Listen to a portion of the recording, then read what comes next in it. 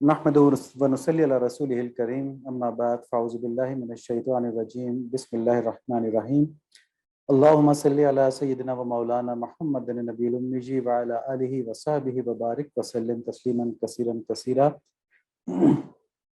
या रब्बि सल्लि व सल्लिम दाइमन अबदन अला हबीबिका खैरिल खल्क़ि कुल्लिहिम हुवल हबीबुल लज़ी तुरजा शफ़ाअतुहु लिकुल्लि हौलिन मिनल अहवालि मुक़्तहिम। अल्हम्दुलिल्लाह रमज़ान शुरू हो रहे हैं और एक बहुत ही बाबरकत महीना अल्लाह ताला हमारे ऊपर खोल रहे हैं। और ये महीना ऐसा है जिसके बारे में कहा जाता है कि 11 महीने तो इसलिए अल्लाह ताला ने हमको दिए हैं कि उसमें हम अपनी ज़िंदगी को इस्तेमाल करते हुए जायज़ दुनिया के अंदर जायज़ मशगूलियत रखें। और ये एक महीना रमज़ान का ऐसा है कि जो हमें अल्लाह ताला ने इसलिए दिया है कि इसमें खूब हम रियाज़त करके, खूब मुजाहिदा करके, खूब मुशक्क़त करके और खूब इबादत करके अपने आप को इतना तक़वा दिलवा लें, इतना तक़वा हमारे क़ुलूब हासिल कर लें कि जो बाकी 11 महीने हैं उसके अंदर हम अल्लाह ताला के हुदूद के ख़िलाफ़ वर्जी ना करें। तो अल्लाह ताला हमें रमज़ान की भरपूर बरक़ात नसीब फरमा दीजिए, आमीन। सबसे पहले आज हम मुख्तसर करेंगे क्योंकि आज हमारा फोकस ज़्यादा रमज़ान के ऊपर होगा। तो मुख्तसर हमारी याद दहानी के मकसद क्या है? तो हज़रत अली रज़ी अल्लाह तआला का फरमान है कि दुनिया गुज़र रही है जबकि आखिरत आ रही है। यानी एक चीज़ ऐसी है जो हमारे हाथ से निकल रही है। जैसे रेत को मुट्ठी में पकड़ते हैं ना, तो रेत नीचे गिरना शुरू हो जाती है, फिर रुकती नहीं है, वो गिरती जाती है और आखिरकार मुट्ठी खाली हो जाती है। या बर्फ़ पिघलना शुरू होती है, तो बर्फ़ को आप जब तक कि फ्रीज़र में ना रखो, बाहर निकालेंगे तो एक वक्त आएगा कि वो पिघल के पानी बन जाएगी, ख़त्म हो जाएगी। तो इसी तरह ज़िंदगी ख़त्म हो रही है, हर लम्हा ख़त्म हो रही है। तो अगर बर्फ़ से हम फ़ायदा नहीं उठाएंगे, इसको पानी में डाल के ठंडा पानी नहीं करेंगे, तो एक वक्त आएगा वो पिघल के गर्म हो जाएगी और फिर इसका कोई फ़ायदा उठाया नहीं जा सकेगा। इसी तरह ये ज़िंदगी भी ख़त्म हो जाएगी, इसका कोई फ़ायदा नहीं उठाया जा सकेगा। तो ये गुजर रही है, ये हमारे पास से जा रही है, आखिरत आ रही है। तो इस ज़िंदगी का भरपूर फ़ायदा उठा के आखिरत बनानी है। इसलिए फरमाया कि दोनों में से हर एक का तलबगार है। तुम आखिरत के तलबगार बन के दुनिया के तलबगार ना बनो, क्योंकि आज अमल का वक्त है, हिसाब का नहीं, जबकि कल हिसाब का वक्त होगा और अमल का नहीं। तो ये जो हमारी ज़िंदगी की मोहलत है और ये जो हमारा कोर्स है, ये जो हमारा प्रोग्राम चल रहा है तरबियत का, ये ज़िंदगी की मोहलत से भरपूर फ़ायदा उठाने के लिए अपने आप को तैयार करने का एक मुस्तकिल याद दहानी का है कि हम यहाँ पर किस लिए आए हैं और हमें इस वक्त को किस तरह गुजारना है। छोटे बच्चों को बताए गए असबाब सूरह अल-नशरह के अंदर है, इन्न मअल उसरि युसरा, कि बेशक मुश्किल के साथ आसानी है। तो किसी मुश्किल से घबराना नहीं चाहिए, हर मुश्किल को एज अ चैलेंज लेना चाहिए। आपने देखा था आज की कहानी के अंदर वो जो सब्जी फरोश था, उसने एक बहुत बड़े पत्थर को हटा दिया था। वो पत्थर उसका रास्ता भी रोके हुआ था और हर आने जाने वाले का रास्ता रोक रहा था। तो बाकी लोग तो उस मुशक्क़त से घबरा के उसको हटाने की हिम्मत नहीं करते थे, इधर उधर से निकल जाया करते थे। लेकिन इसने इसको चैलेंज समझ के लिया। इसने कहा मैं इस पत्थर को हटाऊंगा ताकि मेरे रास्ते की रुकावट भी दूर हो और बाकी लोगों को भी इससे फ़ायदा हो। तो पत्थर हटाने के बाद उसको नीचे से एक खजाने की पोटली मिली, जो बादशाह ने वहाँ पे इसलिए रखी थी कि जो शख्स हिम्मत से काम लेने वाला होगा, दूसरों का खैर ख्वाह होगा और इस पत्थर को हटाएगा तो उसको ये इनाम मिलेगा। तो ये तो एक कहानी थी। लेकिन जिस तरह अल्लाह ताला ने फरमाया है कि इन्न मअल उसरि युसरा, कि हर मुश्किल के साथ आसानी है, इसका मतलब ये भी है कि हर मुश्किल में हम घबराएं नहीं, मुश्किलात से हम डरें नहीं, बल्कि अपनी पूरी हिम्मत, अपनी पूरी सलाहियत से उस मुश्किल का मुकाबला करें। जिसे कहते हैं catch the bull by the horns, कि भैंसे को उसके सींगों से पकड़ लेना, मतलब भागना नहीं उसके आगे आगे, वो तो सींग मारेगा ना, बल्कि मुड़ के हिम्मत करके भैंसे को उसके सींगों से पकड़ के उसका मुकाबला करना। तो ये मुकाबला करना जो अल्लाह ताला हमसे ये चाहते हैं, हमारी ज़िंदगी में जो मुश्किलात आती हैं वो इसीलिए आती हैं ताकि हम पुख्ता हो जाएं और हमारे अंदर अल्लाह ताला के ऊपर एतमाद डेवलप हो जाए। क्योंकि जब हम मुश्किल के ऊपर अपनी अता करदा सलाहियतों को इस्तेमाल करते हैं, अल्लाह ताला पे तवक्कुल करते हैं और फिर जब हम कामयाब होते हैं तो हमारा तवक्कुल अल्लाह ताला के ऊपर बढ़ जाता है। और अगर हम कभी खुदा ना खास्ता नाकाम होते हैं तो हमें यकीन होता है कि हमने मेहनत तो अपनी पूरी की है, हमने जायज़ ज़राए पूरे इस्तेमाल किए हैं। अब भी अगर मेरा ये काम नहीं हुआ तो अल्लाह ताला की इसी में हिकमत है और इसी में मेरे लिए बेहतरी है, और ये भी अल्लाह ताला के ऊपर तवक्कुल है। تو ہماری جو بھی ذمہ داری ہو، ہمارا جو بھی کام ہو، اسے ہم بھرپور انداز میں چیلنج سمجھ کے کریں، زندگی میں ڈرنا چھوڑ دیں، گھبرانا چھوڑ دیں۔ دو طرح کی اپروچز ہوتی ہیں۔ ایک لوگ وہ ہوتے ہیں کہ جو بھی کام ان کے اوپر پڑتا ہے اس کو فوراً کرنے کی کوشش کرتے ہیں، گو گیٹرز کہتے ہیں ان کو نا، تو کہتے ہیں اچھا آ گیا ٹھیک ہے اس کو کرتے ہیں، یا اس کو بھی کرنا ہے، اس کو بھی کرنا ہے، اس کو بھی کرنا ہے، سب کو کرنے کی کوشش کرتے ہیں۔ مزاج ہوتا ہے ایک مزاج یہ ہوتا ہے کہ وہ ذرا ایزی گوئنگ ہوتا ہے، آسان پسند ہوتے ہیں، سہل پسند ہوتے ہیں۔ وہ ایک کام کو ختم کرتے ہیں تو پھر دوسرے کا ان کے سامنے ایک پہاڑ کھڑا ہوتا ہے، تو کہتے ہیں یار اس کو بھی کرنا، اچھا چلو کرتے ہیں، چائے پی لیں پھر کریں گے، فلاں کام کر لیں پھر کریں گے۔ اس کو وہ پوسٹ پون کر رہے ہوتے ہیں، آگے ٹال رہے ہوتے ہیں لاشعوری طور پہ۔ تو ان کے لیے خاص میسج ہے اس میں کہ جب بھی کوئی سامنے اس طرح کا مشکل کام ہو، اس کو ایک اپرچونٹی سمجھیں، اس کو ایک موقع سمجھیں۔ کس بات کا؟ کہ اللہ تعالیٰ مجھے میری صلاحیتیں آزمانے کا موقع دے رہے ہیں، اور اللہ تعالیٰ مجھے اس بات کا موقع دے رہے ہیں کہ میں اپنا توکل اللہ تعالیٰ کے اوپر شو کروں۔ تو بس اللہ کا نام لے کے یہ مت سوچیں کہ میں اس کام کو کر سکتا ہوں کہ نہیں کر سکتا، ٹھیک ہے، بہت مشکل کام ہے، میں پتہ نہیں کر پاؤں گا کہ نہیں کر پاؤں گا۔ یہ کہیں کہ اللہ تعالیٰ نے میرے ذمہ لگا دیا ہے، تو اب میں اپنی پوری صلاحیت اس میں لگا دوں گا، اللہ تعالیٰ اس کو میرے لیے آسان فرما دیں گے، اور میرے مقدر میں ہوا کہ میں اس کام کو ختم کروں، اللہ تعالیٰ نے لکھا ہوا تو میں انشاءاللہ ختم بھی کر دوں گا اس کو نا۔ تو بس پھر فکر نہ کریں کہ کامیاب ہوتے ہیں کہ ناکام ہوتے ہیں، بس اللہ پہ بھروسہ کر کے اس کام کو کر ڈالیں۔ یہ ایک مسلمان کے لیے بہت ضروری کانسیپٹ ہے کہ وہ اپنی ذمہ داریوں سے گھبرائے نہیں۔ اللہ تعالیٰ ہم کو مشکل حالات سے محفوظ فرمائے، اللہ تعالیٰ ہم کو مشکل حالات سے بہت زیادہ محفوظ فرمائیں۔ لوگوں کے اوپر اتنی بڑی بڑی مشکلات پڑتی ہیں کہ ان کے واقعی آسان خطا ہو جاتے ہیں، لیکن اس موقع پر بھی اللہ تعالیٰ ان کو ہمت دیتے ہیں اور اپنے اوپر توکل دیتے ہیں۔ تو اللہ تعالیٰ ہم کو ایسی مشکلات سے بچائیں جو ہمارے آسان کو خطا کر دیں، لیکن جو پازیٹیو مشکلات آتی ہیں، جو ہم کو گرو کرنے کے لیے آتی ہیں، ہماری تربیت کے لیے آتی ہیں، ہم کو زیادہ استحکام دینے کے لیے آتی ہیں، میچور کرنے کے لیے آتی ہیں، اللہ تعالیٰ ہم کو ان میں سے خوش اسلوبی سے گزرنا اور ہمت، حوصلے اور خوشی کے ساتھ گزرنا نصیب فرما دیں، آمین۔ حضرت لوط علیہ السلام کا واقعہ بیان ہوا آج، اور ان کے بارے میں تعارفی کہانی سنائی ایک۔ اس سے ہمیں سبق یہ ملتے ہیں کہ اللہ عز و جل کی نافرمانی دنیا اور آخرت دونوں کی تباہی ہے۔ جو قوم لوط تھی وہ بات سن کے نہیں دے رہی تھی، یہ نہیں کہ اللہ تعالیٰ ان کے اوپر عذاب ڈالنا چاہتے تھے، اللہ تعالیٰ نے نبی بھیج دیے تھے ان کو بات بتانے کے لیے۔ اسی طرح اللہ تعالیٰ کسی کو بھی بغیر وارننگ کے عذاب نہیں دیتے، پہلے اس کے اوپر حق واضح کر دیتے ہیں، پھر جب وہ روگردانی کرتا ہے اپنی خواہشات کی وجہ سے، اپنے نفس کی خواہشات کی وجہ سے، تو پھر اس کے اوپر عذاب ہوتا ہے۔ یہ یاد رکھیں کہ ہمارے نفس کی جو ناجائز خواہشات ہیں، یہ اتنا بڑا امتحان ہے، اتنا بڑا امتحان ہے کہ اس کی ایک مثال یہ قوم لوط ہے کہ اس خواہش کی وجہ سے اس کے اوپر یہ پتھر برسے کہ اس نے اللہ تعالیٰ کے خوف کے اوپر اپنی خواہش کو ترجیح دی۔ تو بس یہ سمجھنا چاہیے کہ ہماری خواہش ہمارا سب سے بڑا دشمن ہے۔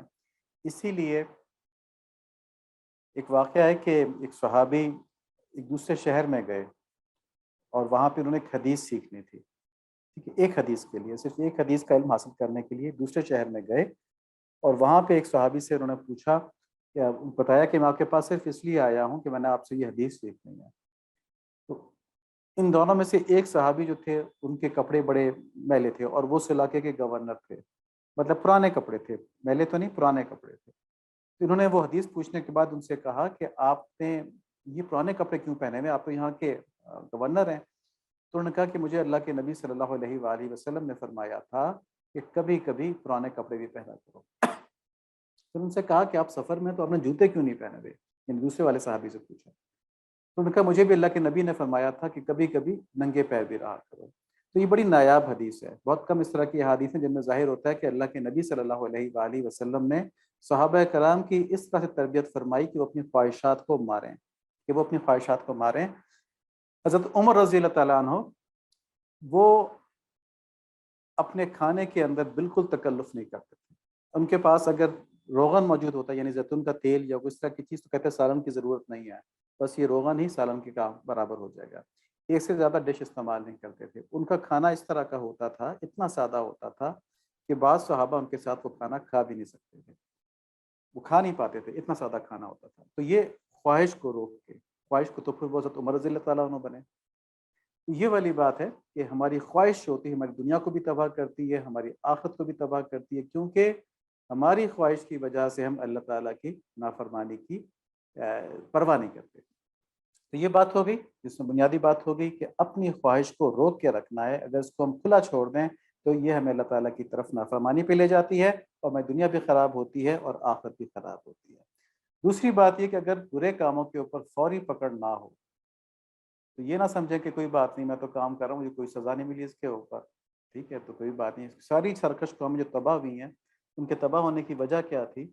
ان کے تباہ ہونے کی وجہ یہی تھی کہ وہ اپنے پیغمبروں سے کہتی تھیں کہ ہم نے تو اتنا کام کیا، ہمارے پر تو کوئی عذاب نہیں آیا، ہم تو یہی کام کرتے رہیں گے، آپ نے عذاب لے کے آنا تو لے کے آ جائیں. تو وہ جو ان کو ڈھیل دی ہوئی تھی اس میں وہ سرکشی کرتی تھیں. تو ہمارے لیے کیا سبق ہے کہ برے کاموں کے اوپر فوراً توبہ کریں، اس ڈھیل کو سرکشی کے لیے استعمال نہ کریں.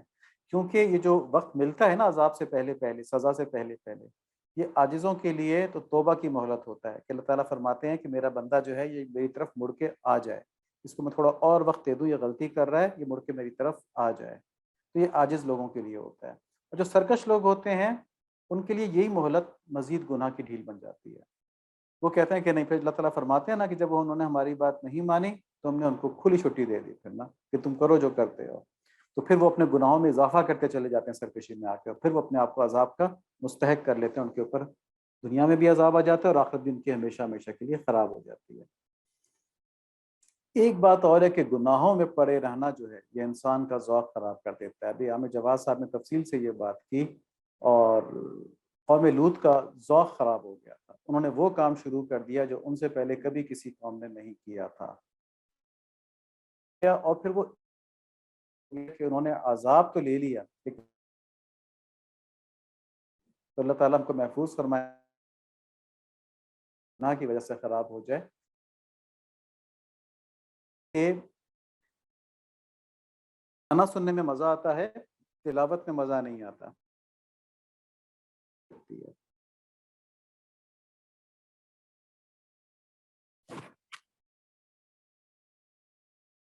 ذوق خراب ہو جائے تو کیا سننے میں مزہ آتا ہے اور تلاوت جو ہے وہ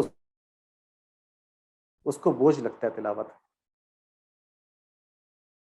آ جاتا ہے کہ گانے گھنٹوں سنتا رہتا ہے. ذوق کو درست رکھیں، آمین. ایک اور بات ہے کہ اللہ تعالیٰ عذاب سے سوائے اللہ کریم کی توبہ کی.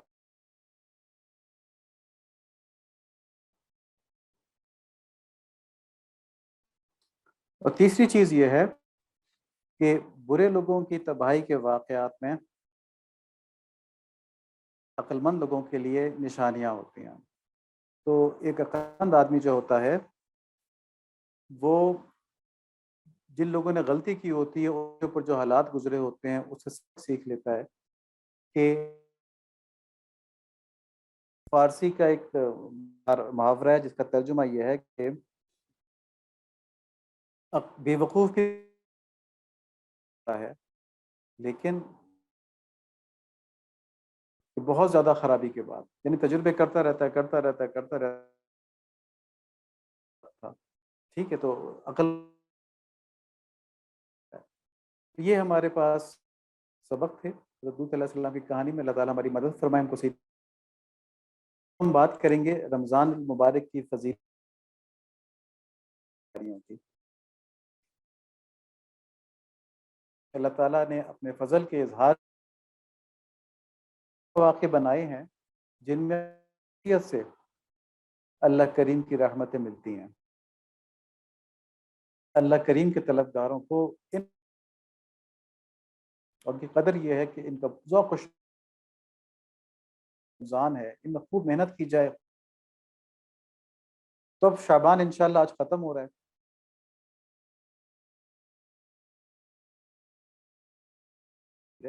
تو رمضان شروع ہو جائے گا.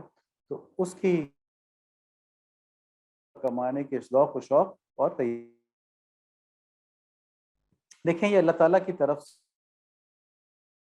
یہ بہت، ابھی ہم دیکھیں گے انشاءاللہ آگے، ایک بہت بڑی نعمت ہے ہم کو بغیر مانگے عطا ہوا ہے. تو اپنے مالک کے اس تحفے کی ہمیں شریف ہم نے پہلے بھی پڑھی تھی کہ تو جبریل علیہ السلام نے بدعا فرمائی تھی کہ دونوں میں سے ایک، دونوں یا ایک جو ہے وہ ان کو کوئی آدمی پائے اور ان کی دعائیں لے کے جنت نہ حاصل کر ہو جائے۔ اس پر جبریل علیہ السلام نے آمین کہا تھا۔ اسی طرح یہ فرمایا کہ جس کے اوپر رمضان آئے اور اس مہینے میں بھی اپنی مغفرت نہ کروا پائے وہ بھی تباہ ہو جائے، اس پہ بھی آمین کہا تھا نبی صلی اللہ علیہ وآلہ وسلم نے۔ تیسری بات یہ تھی کہ جس کے سامنے آپ صلی اللہ علیہ وآلہ وسلم کا نام لیا جائے اور اس پہ درود شریف نہ پڑھے، تو سب پڑھ لیں اس دفعہ نا، اس کی عادت بنا لیں کہ جب بھی درود شریف پڑھ لیں سمجھیں کہ یہ ہمارے لیے ہی بہت فائدہ مند ہے، اس کو چھوڑنا تو ایسا ہے مل رہا ہو اور وہ دامن جھٹک کے نکل گیا نا، تو یہ تو اس سے بھی زیادہ قیمتی، کیونکہ اربوں روپے تو دنیا کی آخرت کے لحاظ سے ہے۔ 3 بڑے تحفے اللہ تعالیٰ کی طرف سے ہیں، والد نبی صلی اللہ علیہ وآلہ وسلم کے بدو قدری کرے، اس نے اللہ تعالیٰ کے تحائف کے ایک بہت بڑے فرشتے کی بد دعا ہے نبی صلی اللہ علیہ وآلہ وسلم کی۔ اب رمضان کی قدر یہ ہے کہ ہم اس یہ بھرپور استعمال کریں جس سے ہمیں اعلیٰ تقویٰ نصیب ہوگا۔ آج ہم کوشش کریں گے کہ رمضان کو اپنی زندگی کے ساتھ لنک کریں۔ ایک مہینہ ہے نا، ہر سال آتا ہے، ہر سال آتا ہے، تو اس کا ہماری زندگی سے تعلق کیا ہے؟ تعلق اس کا اس طرح بنے گا کہ ہم سب سے پہلے دیکھیں کہ ہماری پیدائش کا مقصد کیا ہے، ہم کیوں پیدا کیے گئے ہیں۔ تو ہم دیکھتے ہیں کہ اس دنیا میں انسان ایک خاص مدت کے لیے آتا ہے، پھر سب کچھ چھوڑ کر چلا جاتا ہے۔ اس سے معلوم ہوا کہ انسان یہاں شروع سے موجود بھی نہیں تھا اور یہاں ہمیشہ رہے گا بھی نہیں، تو یہ اس کے لیے ایک سفر ہے، یہ دنیا اس کے لیے ایک سفر ہے، یہ منزل نہیں ہے، ٹھیک ہے، یہ اس کا ابوڈ نہیں ہے، اس کی رہنے کی جگہ نہیں ہے، بس یہاں آتا ہے وہ کہیں سے اور اس کے بعد چلا جاتا ہے یہاں سے۔ جہاں آدمی آئے اور وہاں سے چلا جائے تو وہ جگہ سفر کی جگہ ہوتی ہے، وہ اس کی منزل نہیں ہوتی۔ اب یہ کیسا سفر ہے؟ سورہ مومنون کی آیت نمبر 67 ہے، هو الذي خلقكم من تراب ثم من نطفة ثم من علقة ثم يخرجكم طفلا ثم لتبلغوا أشدكم ثم لتكونوا شيوخا ومنكم من يتوفى من قبل وَلِتَبْلُغُوا أَجَلًا مُّسَمًّى وَلَعَلَّكُمْ تَعْقِلُونَ کہ اللہ عز و جل وہی ہیں جنہوں نے تمہیں مٹی سے پیدا کیا، پھر نطفے سے، پھر جمے ہوئے خون کے لوتھڑے سے، پھر وہ تمہیں بچے کی صورت میں باہر لاتے ہیں، پھر وہ تمہاری پرورش فرماتے ہیں۔ کون سی پرورش؟ جسمانی بھی اور روحانی بھی۔ پھر تم اپنی پوری قوت کو پہنچ جاتے ہو اور پھر بوڑھے ہو جاتے ہو، اور تم میں سے بعض وہ بھی ہیں جو اس بڑھاپے سے پہلے ہی فوت ہو جاتے ہیں۔ تو تمہاری زندگی کے خالق اللہ تعالیٰ ہی ہیں، لیکن انہوں نے تم کو اختیار دیا ہوا ہے، تم کو تمہارے اختیار پہ چھوڑا ہوا ہے تاکہ تم ایک مدت معین تک پہنچ جاؤ، ٹھیک ہے، معین مدت تک پہنچ جاؤ تم، کہ جب تمہاری موت کا جو وقت ہے نا اس وقت تک پہنچ جاؤ، اور تاکہ تم عقل سے کام کرو۔ تو اس میں ہمارے لیے کیا پیغام ہوا کہ اللہ تعالیٰ نے ہم کو ایک ادنیٰ صورت سے بنا کے ایک بچے کی صورت میں باہر لے کے آئے، یعنی مٹی سے اور پھر نطفے سے اور پھر جمے ہوئے خون کے لوتھڑے سے بچے بناتے بناتے ہم کو بچے کی صورت میں لے کے آئے، پھر ہماری پرورش فرمائی، جسمانی بھی، ذہنی بھی اور روحانی بھی، اور پھر ہم اپنی ساری کیپیبلٹیز میں، ساری کیپیسٹیز میں ہم ایک قوت کے مقام پر پہنچ گئے جو اس کو ہم نے استعمال کیا، اور پھر ہم بوڑھے ہوئے، اور کچھ لوگ ایسے ہیں جو ہم بڑھاپے سے پہلے مر جاتے ہیں۔ لیکن یہ ساری کہانی جو ہے، یہ سارا وقت جو ہے، یہ کس لیے ہے کہ اللہ تعالیٰ نے ہم کو اختیار دیا ہے کہ اس کو ہم اس کنسیپٹ کے ساتھ گزاریں کہ ہم اللہ تعالیٰ کے بندے، ہم نے اللہ تعالیٰ کے پاس جانا ہے۔ تو یہ عقل سے کام لینے والی بات ہو گئی۔ اس آیت سے ہم کو سفر کے آغاز کے بارے میں معلوم ہو گیا کہ اللہ کریم ہمارے تخلیق کرنے والے ہیں، اور ہمارے جو تخلیق ہے نا، اس سے ہمارا یہ سفر شروع ہوتا ہے۔ اب سوال یہ پیدا ہوتا ہے کہ اس سفر کا انجام کیا ہے؟ سورہ مومنون کی آیت نمبر 115 ہے، افحسبتم انما خلقناکم عبثا وانکم الینا لا ترجعون، کیا تم یہ گمان کیے ہوئے ہو کہ ہم نے تمہیں یوں ہی بیکار پیدا کیا ہے اور یہ کہ تم ہماری طرف لوٹائے نہیں جاؤ گے؟ تو اس آیت میں دو باتیں معلوم ہوئیں، ایک یہ کہ ہمارے اس سفر کی منزل اللہ تعالیٰ کے سامنے حاضری ہے، کیا تم ہمارے سامنے لوٹائے نہیں جاؤ گے؟ تو ہم لوٹائے جائیں گے، اللہ تعالیٰ کے سامنے حاضری ہے، یہ ہمارے سفر کی منزل ہے۔ اور دوسری بات یہ ہے کہ تمہیں عبث نہیں پیدا کیا، کیونکہ تفریحی سفر نہیں، کوئی ایکسکرژن ٹور نہیں ہے کہ جو دل میں آؤ وہ کرو، یہ سفر ایک خاص مقصد کے تحت ہے۔ اور وہ مقصد کیا ہے؟ سورہ ملک کی آیت نمبر 2، الذی خلق الموت والحیات لیبلوکم ایکم احسن عملا وہو العزیز الغفور، کہ اللہ وہ ہے جس نے موت اور حیات کو صرف اس لیے پیدا کیا کہ تمہیں آزمائے تم میں سے کون اچھے کام کرتا ہے، اور وہ غالب اور بخشنے والا ہے۔ تو ہمارے پیدائش کا مقصد کیا ہے؟ کہ ہمیں یہ معلوم ہو جائے، ہم یہ ثابت کر دیں کہ ہم اچھے کام کرنے والوں میں سے ہیں کہ ہم برے کام کرنے والوں میں سے ہیں، کس نے ہم میں سے اچھے سا کام کیے سفر کے اندر اور کس نے برے کام کیے۔ اب سوال یہ ہوگا کہ پھر اچھے کام ہیں کون سے، برے کام کون سے ہیں؟ یہ کیسے ڈیفائن ہوگا کون سا کام اچھا ہے کون سا کام برا ہے؟ کیونکہ ہر ایک کی اپنی اپنی ڈیفینیشن ہوگی۔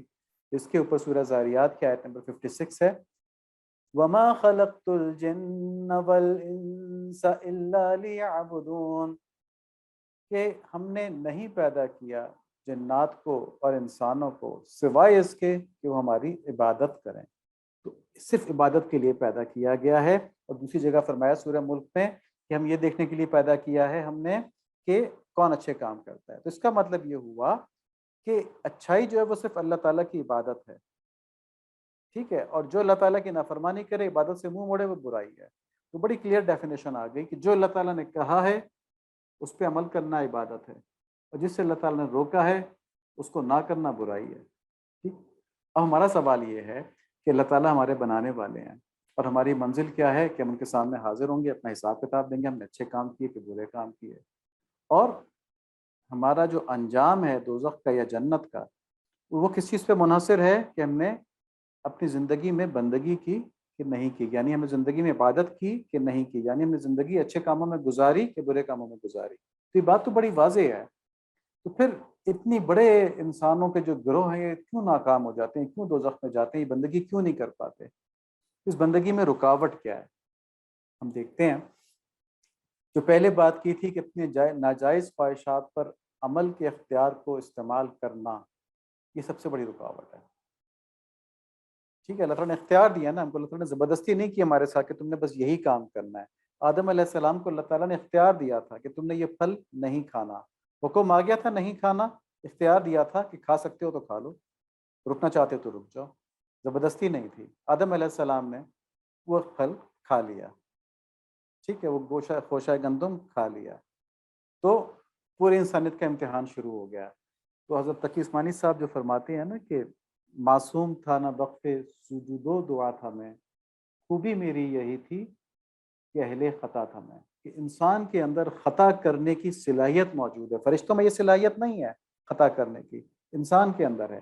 تو اب انسان کا جو امتحان ہے، اصل امتحان ہے، وہ یہ ہے کہ اپنی ناجائز خواہشات کو روک لے، اس اختیار کو استعمال نہ کرے، اور اللہ تعالیٰ کی اطاعت کو اختیار کرے، یعنی اپنے ایک اختیار کو روک لے جو اس کو نافرمانی کی طرف لے کے جا رہا ہے، اور دوسرے اختیار کو استعمال کر لے جو اس کو اللہ تعالیٰ کی فرما برداری کی طرف لے کے جا رہا ہے۔ یہ امتحان ہے، لیکن یہ سمپل نہیں ہے۔ اگر سمپل ہوتا تو سب لوگ ایسا کر لیتے، ایسا لوگ کر نہیں پاتے۔ کیوں نہیں کر پاتے؟ کیونکہ اس امتحان میں اللہ تعالیٰ نے انسان کے دو بڑے سخت دشمن پیدا کیے ہیں۔ ایک اس کا نفس ہے جو اس کے اندر ہوتا ہے، جس کے اندر ناجائز خواہشات ہوتی ہیں اور اس کو برائی پر اکساتا رہتا ہے، اور دوسرا شیطان ہے جس نے کہ وعدہ کیا تھا کہ میں بنی آدم کو اللہ تعالیٰ کی طرف نہیں جانے دوں گا، ان کے آگے سے آؤں گا، ان کے پیچھے سے آؤں گا، دائیں سے آؤں گا، بائیں سے آؤں گا۔ ان میں سے اکثر کو اللہ تعالیٰ سے کہا تھا اس نے کہ ان میں سے اکثر کو آپ شکر گزار نہیں پائیں گے، تو یہ وہ ہمارا دشمن ہے۔ تو ان سے بچنے کے بارے میں سورہ یوسف کے اندر نفس کے بارے میں بتایا گیا ہے، آیت نمبر 53 ہے، وَمَا أُبَرِّئُ نَفْسِي إِنَّ النَّفْسَ لَأَمَّارَةٌ بِالسُّوءِ إِلَّا مَا رَحِمَ رَبِّي إِنَّ رَبِّي غَفُورٌ رَحِيمٌ، کہ میں اپنے نفس کی پاکیزگی کا دعویٰ نہیں کرتا، بے شک نفس تو برائی کی تلقین کرتا ہی رہتا ہے۔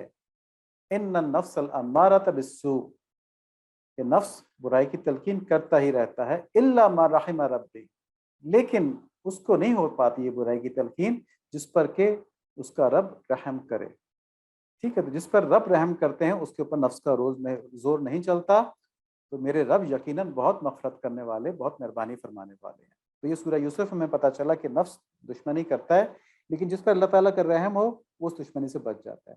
سورہ اعراف کے اندر آیت نمبر 200 ہے، وَإِمَّا يَنزَغَنَّكَ مِنَ الشَّيْطَانِ نَزْغٌ فَاسْتَعِذْ بِاللَّهِ إِنَّهُ سَمِيعٌ عَلِيمٌ۔ آپ کو اگر کوئی وسوسہ شیطان کی طرف سے آنے لگے تو اللہ کی پناہ مانگ لیجئے، بلا شبہ وہ خوب سننے والے اور خوب جاننے والے ہیں۔ تو شیطان کے خلاف کیا کہا اللہ تعالیٰ نے کہ اللہ تعالیٰ کی پناہ مانگ لیں۔ نفس کے خلاف کیا کہا کہ اللہ تعالیٰ کا رحم جو ہے اس کی طرف متوجہ ہو جائیں۔ تو دونوں دشمن جو ہیں ان سے بچنا کب ممکن ہے؟ جب اللہ تعالیٰ کی پناہ میں آدمی چلا جائے، جب اللہ تعالیٰ کے رحم کو اپنے اوپر متوجہ فرما لے۔ تو اللہ تعالیٰ نے ہمیں دو بڑے عظیم و شان دشمن دیے ہیں، لیکن ان سے بچنے کی ہمیں جگہ بھی بتا دی ہے، وہ یہ کہ اللہ تعالیٰ کی رحمت کی چھاؤں کے اندر آ جائیں۔ لیکن یہ اس کے لیے ہے جو اس پناہ کو اپنی دعا سے اور اپنے عمل سے طلب کرے۔ جو اس پناہ سے اللہ تعالیٰ کی بے نیازی برتے گا، ٹھیک ہے، تو تیرے جیسے کتنے آئے اور گئے، اپنا تقوی آزمانا چھوڑ دے، وہ گناہ سے بچ ہی نہیں سکتا۔ اگر اللہ تعالیٰ کے فضل کو نہیں مانگے گا، اللہ تعالیٰ کی رحمت میں پناہ نہیں ڈھونڈے گا، تو کوئی انسان گناہ سے نہیں بچ سکتا، کیونکہ پھر نفس سے اور شیطان سے بچنا ناممکن ہے۔ نفس اور شیطان ایسے دشمن ہیں جو بہت زیادہ طاقتور ہیں، اور ان کے مقابلے میں ایک بہت ان سے زیادہ طاقتور دوست کی ضرورت ہے، اور وہ دوست ہمارے اللہ تعالیٰ ہیں۔ اب یہاں سے ہم اس کو لنک کرتے ہیں رمضان کے ساتھ کہ اللہ تعالیٰ ایسی کریم ذات ہیں کہ انہوں نے دو دشمن پیدا کیے اور ان کے خلاف ہمیں اپنی رحمت کی مدد بھی نصیب فرمائی، اور صرف یہاں تک رکے نہیں، بلکہ ہمیں ایسے مواقع وقتاً فوقتاً نصیب فرماتے رہتے ہیں جس میں اللہ تعالیٰ کی خصوصی رحمتیں متوجہ ہوتی ہیں، خصوصی رحمتیں بے انتہا متوجہ ہوتی ہیں، جس میں سمندر بہہ رہا ہوتا ہے رحمتوں کا، جو گناہوں کو بہا کے لیے جاتا ہے، جو دلوں کو پاک کر دیتا ہے، نور کا سمندر ایک بہہ رہا ہوتا ہے جو دلوں کو روشن کر دیتا ہے۔ لیکن ان کے لیے ہے جو ان موقعوں سے فائدہ اٹھائیں، اور جو ان موقعوں سے فائدہ اٹھائیں ان کے لیے دنیا کا امتحان آسان ہو جاتا ہے۔ اس طرح کی ایک موقع جو ہے وہ حج ہے، جس میں آدمی مشقت برداشت کرتا ہے، خانہ کعبہ کے سامنے جاتا ہے، روضہ مبارک کے سامنے جاتا ہے، عرفات میں جاتا ہے، اللہ تعالیٰ سے قدم قدم پر دعائیں مانگ رہا ہوتا ہے، قدم قدم پر اس پر سختیاں آ رہی ہوتی ہیں، اور وہ ہر طرح سے اللہ تعالیٰ کے سامنے عاجزی کر رہا ہوتا ہے۔ تو ایک عجیب ماحول ہوتا ہے۔ اللہ تعالیٰ ہم سب کو بار بار وہاں جانا نصیب فرمائے۔ اور اسی طرح حج تو زندگی میں ایک دفعہ فرض ہے نا، اور کسی کسی کو نصیب ہوتا ہے۔ تو اللہ تعالیٰ کا ایک ایسا رحمت کا دریا ہے جو ہر ایک کے لیے، سب کے لیے ہر سال آتا ہے، اور وہ ایک دن دو دن کا نہیں ہے، وہ پورا مہینہ ہے، وہ ہے رمضان۔ اس مہینے میں اللہ تعالیٰ نے ہر عمل کی مزدوری بے انتہا بڑھا دی ہے۔ ایک نفل کا ثواب فرضوں کے برابر، ایک فرض کا ثواب 70 فرضوں کے برابر، اور اس میں روزے ہیں جن کی اپنی فضیلت انشاءاللہ بیان ہوگی آگے اگلے لیکچرز میں۔ لیکن روزہ وہ چیز ہے جس کا کوئی بدل کوئی اور چیز نہیں ہے۔ اللہ تعالیٰ فرماتے ہیں روزے کا بدلہ میں خود ہوں۔ اللہ تعالیٰ روزے کو بڑھاتے ہیں۔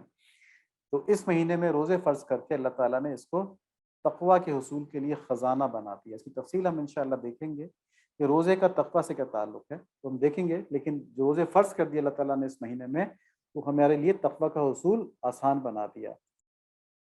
یہ ایسا مہینہ ہے کہ جس میں ہمارے رب عبادات اور نیکیوں کو آسان بنانے کے لیے شیاطین کو قید فرما دیتے ہیں۔ وہ شیطان جو ہمیں وسوسے ڈالتا ہے نا، اس کو اللہ تعالیٰ قید فرما دیتے ہیں، اور روزے کے ذریعے ہمارے نفس کو قید فرما دیتے ہیں، ہماری خواہشات کو روک دیتے ہیں۔ جیسے خواہشات کیا ہوتی ہیں؟ کھانا کھانے کی خواہش، زیادہ کھانے کی خواہش، جھوٹ بولنے کی خواہش، گپ شپ لگانے کی خواہش، غیبت کرنے کی خواہش، بد نظری کرنے کی خواہش۔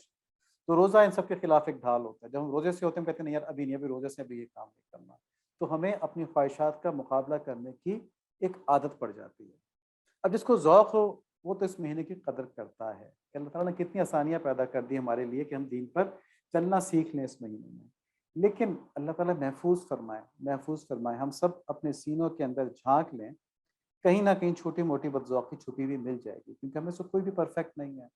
تو بدذوقی کی نشانی کیا ہے کہ اتنے قیمتی لمحات کو ہم کس طرح ضائع کرتے ہیں، اتنے قیمتی لمحات کو ہم کس طرح ضائع کرتے ہیں۔ دیکھیں یہ تو وہ لمحات ہیں کہ جس میں آدمی نیند کو بھی کم سے کم کرتے، ٹھیک ہے، صرف عبادات کے اندر جتا رہے، لگا رہے، کمر کس لے اپنی، جیسے بھی عامر جواد صاحب نے فرمایا، کمر نبی صلی اللہ علیہ وآلہ وسلم کمر کس لیا کرتے تھے راتوں کو، جگایا کرتے تھے آخری عشرے کی راتوں کے بارے میں یہ ہے نا۔ اور جو ٹائم مل جائے جس میں کہ آدمی سمجھے کہ اب میں کچھ عمل مزید نہیں کر سکتا، اس میں نیند پوری کر لے، اس میں سو جائے، کسی فضول کام میں الجھنے کی ضرورت نہیں ہے۔ یہ ایسا مہینہ ہے کہ ہم نے جیسے پہلے دیکھا کہ اس کے اہتمام کے طور پہ آپ صلی اللہ علیہ وآلہ وسلم 2 مہینے پہلے ہی سے یعنی رجب اور شعبان اس کی تیاریاں اور دعائیں شروع فرما دیتے تھے۔ تو آج ہم اب رمضان شروع ہونے لگا ہے نا، تو ہم اس کے لیے جو دعائیں نبی صلی اللہ علیہ وآلہ وسلم نے فرمائی ہیں وہ ہم دیکھ لیتے ہیں یہاں پہ۔ چھوٹی دعا جو ہم پہلے نقل کر رہے ہیں، ابھی عامر جواد صاحب نے بھی بتائی ہے، اللہم سلمنی لرمضان وسلم رمضان علی وتسلمہ منی متقبلا، کہ اللہ مجھے سلامتی سے کیا مراد ہے؟ صحت کے ساتھ، فراغت کے ساتھ، ذہنی فراغت ہو، وقت ہو میرے پاس، صحت ہو، مجھے کوئی پریشانی نہ ہو، ذوق و شوق ہو دین میں بڑھنے کا آگے، تو ان سب چیزوں کے ساتھ مجھے اب رمضان تک پہنچا دیجیے۔ اللہ تعالیٰ ہمیں پہنچا دیں، چاند ابھی نظر آنا ہے، زندگی کا کوئی اعتبار نہیں ہے، تو جہاں اللہ تعالیٰ نے اتنی رحمتیں ہمارے پر فرمائی ہیں، ہمیں اس رمضان کو بھی اللہ تعالیٰ اس تک پہنچا دیں سلامتی کے ساتھ، اور پھر اس مہینے کو میرے لیے سلامتی فرما دیں۔ یہ دعا ہے نا نبی صلی اللہ علیہ وآلہ وسلم نے سکھائی ہے، اس مہینے کو میرے لیے سلامتی فرما دیجئے کہ میں اس میں ایسے اعمال کروں جن سے آپ راضی ہو جائیں، اور میں اس میں گناہوں سے بچوں جو مجھے آپ سے دور کرتے ہیں، اور میں اس میں ایسے اعمال کثرت سے کروں جو مجھے آپ سے قریب ترین کرتے ہیں، تو یہ اس مہینے کی میرے لیے سلامتی ہو جائے گی۔ وَتَسْلِمْهُ مِنِّي مُتَقَبَّلًا، اور اس مہینے کو میرے لیے مقبول بنا کر سلامت رکھیے، یعنی میری عبادات کو جو میں اس مہینے میں کروں ان کو قبول بھی آپ فرما لیجیے۔ دیکھیں عبادت کرنا تو میرا کام ہے نا، اللہ تعالیٰ نے توفیق دی، میں نے عبادت کر لی، لیکن وہ میرے مالک، میرے خالق، میری جان کے مالک جنہوں نے مجھے پیدا فرمایا، ان کی مرضی ہے، وہ قبول کریں نہ کریں، ان سے کوئی پوچھ سکتا ہے؟ ٹھیک ہے کہ ہمارے ان گھٹیا اعمال کو جو ہم صادر ہوتے ہیں ہمارے ان جوارح کے ساتھ، یہ اللہ تعالیٰ کی شان کے مطابق تو ہو ہی نہیں سکتے نا، ہمیں اپنے اپنے دلوں کا خود پتہ ہے۔ تو اگر توفیق دینے کے بعد بھی ہم عمل اسی طرح سے کرتے ہیں جو ہم کرتے ہیں، جو کہ ہماری اوقات ہے، تو وہ اللہ تعالیٰ کی شان کے مطابق تو نہیں ہو سکتا، تو اللہ تعالیٰ اپنے رحم سے اس کو قبول فرما لیں۔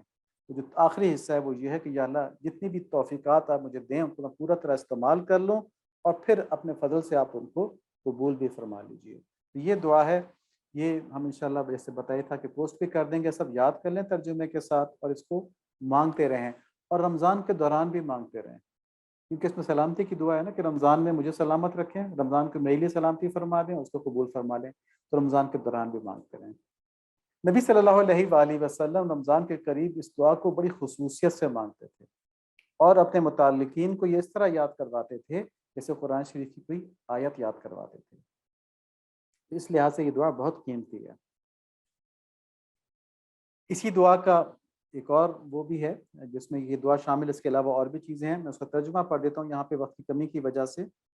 اے اللہ رمضان کا مہینہ قریب آ گیا، اب سب لوگ اس پہ آمین ساتھ ساتھ کہتے جائیں۔ بس آپ اس مہینے کو میری سلامتی کا ذریعہ بنائیے، اور مجھے اس مہینے میں گناہوں سے محفوظ فرمائیے، اور میری طرف سے اسے سلامتی والا بنائیے، آمین۔ اے اللہ مجھے صبر اور اجر کی امید کے ساتھ اس کے روزے اور تراویح کی توفیق عطا فرمائیے، آمین۔ اور اس مہینے میں مجھے کوشش کرنے کی، محنت کرنے کی، طاقت کی اور چستی کی توفیق عطا فرمائیے، آمین۔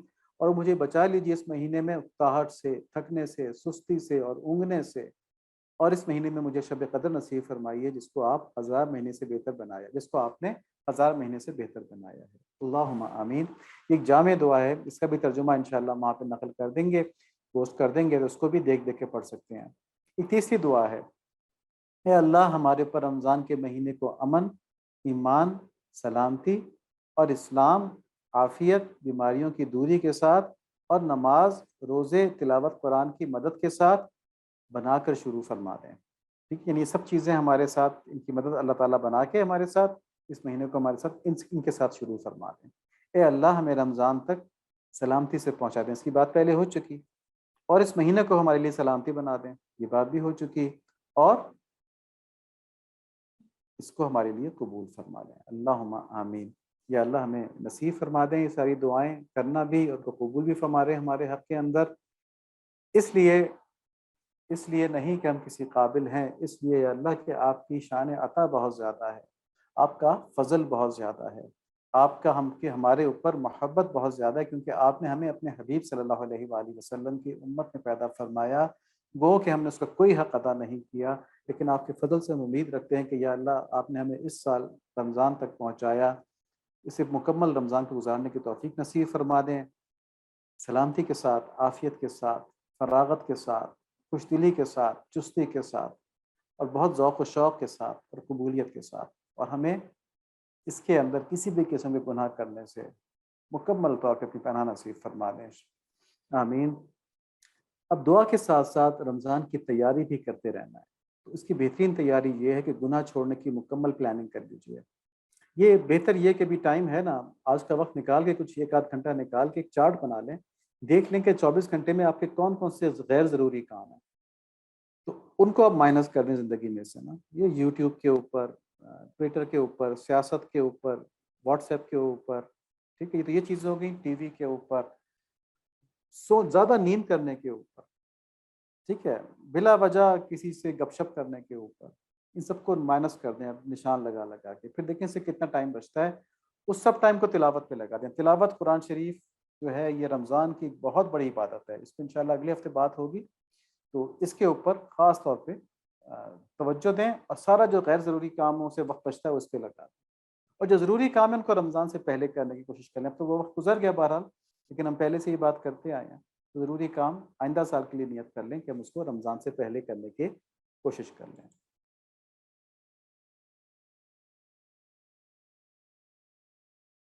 سب سے بڑی بات یہ ہے کہ اپنی غلطیوں کو پہچان لیں، ان کی لسٹ بنا لیں، اور ان سے دور رہنے کی کوشش کریں۔ اللہ کریم سے تعلق میں سب سے بڑی رکاوٹ گناہ ہے، گناہ مائنس میں لے جاتے ہیں، سستی اور کاہلی زیرو پہ لے کے جاتی ہے، گناہ مائنس پہ لے جاتے ہیں، تو ہم تو یہ کہہ رہے ہیں کہ زیرو پہ بھی نہیں رہنا تو مائنس سے دور کی بات ہے، اس میں تو ہم نے پازیٹیو سائڈ میں رہنا ہے، پلس 100 سے اوپر اوپر رہنا ہے انشاءاللہ۔ ہمارے سلسلے کی برکت سے اللہ تعالیٰ ہماری دعا قبول فرما لیں کہ اللہ تعالیٰ ہم کو اس رمضان میں 1000 پلس سے اوپر رکھیں۔ 1000 کو ہمیں پتہ نہیں کہ کیا انڈیکیٹر، لیکن اللہ تعالیٰ کو تو معلوم ہے نا کہ ہم زیادہ سے زیادہ حاصل کرنا چاہ رہے ہیں، تو اللہ تعالیٰ اس 1000 کو بھی بہت زیادہ بڑھا دیں اور ہمیں اس کے اوپر چلا دیں، اللہم آمین۔ اللہ تعالیٰ ہماری مدد فرمائے۔ اللہم صلی علی سیدنا مولانا محمد النبی الامی جی وعلی آلہ وصحبہ وبارک وسلم تسلیما کثیرا کثیرا۔ یا رب صلی وسلم دائما ابدا علی حبیبک خیر الخلق کلہم، هو الحبیب الذی ترجى شفاعته لكل حول من الاحوال مقتحم۔ اللہم سلمنی لرمضان وسلم رمضان لی وتسلمه منی متقبلا۔ اللہم انا نسألک من خیر ما سألک منہ عبدک ونبیک وحبیبک محمد صلی اللہ علیہ وسلم، ونعوذ بک من شر ما استعاذ منہ عبدک ونبیک وحبیبک محمد صلی اللہ علیہ وسلم، انت المستعان وعلیک البلاغ ولا حول ولا قوة الا باللہ، سبحانک اللہم وبحمدک اشہد ان لا الہ الا انت استغفرک واتوب الیک، آمین بحرمت النبی الکریم علیہ وعلی آلہ الصلاۃ والتسلیم۔ السلام علیکم ورحمۃ اللہ وبرکاتہ۔